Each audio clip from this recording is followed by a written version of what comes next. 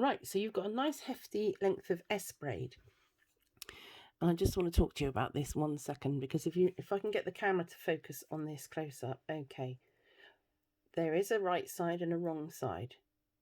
Do you see on this side here, you can see the plastic that holds all the pleats or the S shapes together. And on this side, it doesn't have one. So this is the right side. And all we're going to do is right side up, use the line of your seamed edge as a guide. Pop your braid on top of your satin and put the foot in the centre and pop the needle down before you start. All we're going to do is, without pulling the braid, don't pull the braid, it's stretchy and you'll get puckers in your satin, and don't pull the satin because you don't want the top and the bottom to be different, running through the machine at different times, because that will cause puckering. So just let the machine do the work.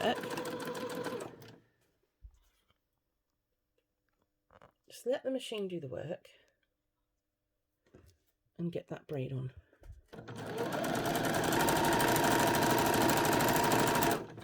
Now we're coming up to our corner here.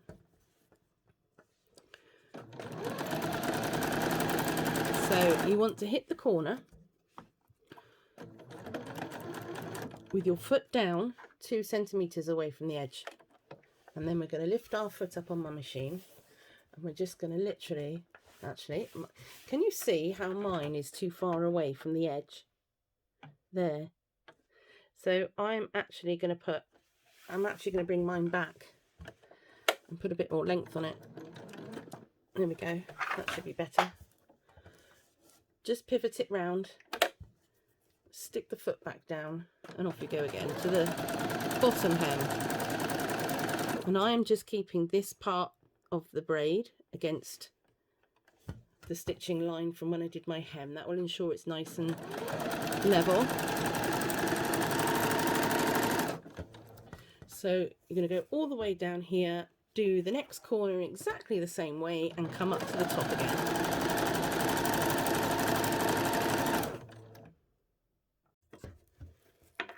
Sorry, not the camera then. Wait for it to settle. There we go.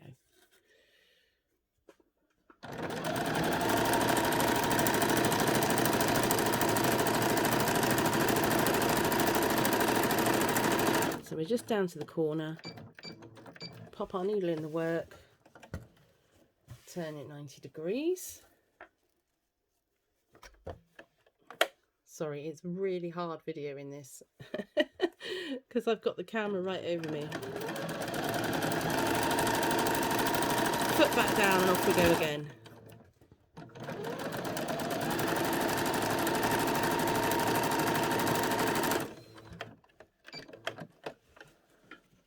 Cut that off, and then the next step is to get your yellow cotton. Yours will have a beautiful hem on it. Right, we're going to come out for this. See how dark it is in here? Everything's blue. So obviously this is a tube now. It is hemmed. Yours is hemmed. So let's just pretend mine's hemmed by putting in a pin or two, because I haven't quite got there yet. So we're going to make this asymmetric split in the dress.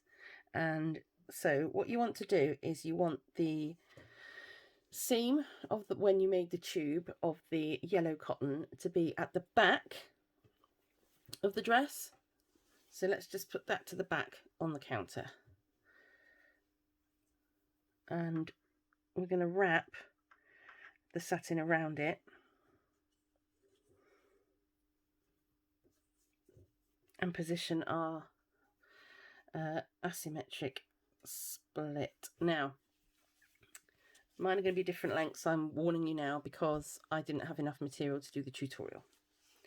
So if you think of this as being split into thirds, so 1, 2, 3, we want to take this third line here, second thirds line, and position our left hand side of the braid there. And then what we're going to do is we're going to bring around the back whoops, our other side, and just butt them up like that. Okay, and pop in another pin. Now these should be roughly the same width, and what we're going to do is we're going to gather this edge.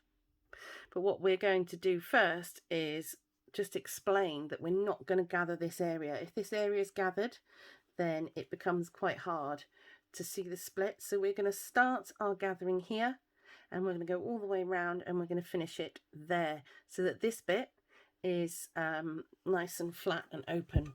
So what I suggest you do to keep everything in one place is just turn that join to the bottom of the machine like that, and then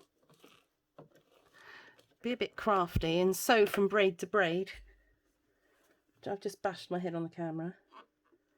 Honestly, I don't know why you lot follow me. Just sew that down, just from braid to braid, so that we can take the pins out. Gathering with pins in is generally not a good idea if you have a use or you like your fingers. You have a use for or like your fingers, then do not make any gathers with pins in.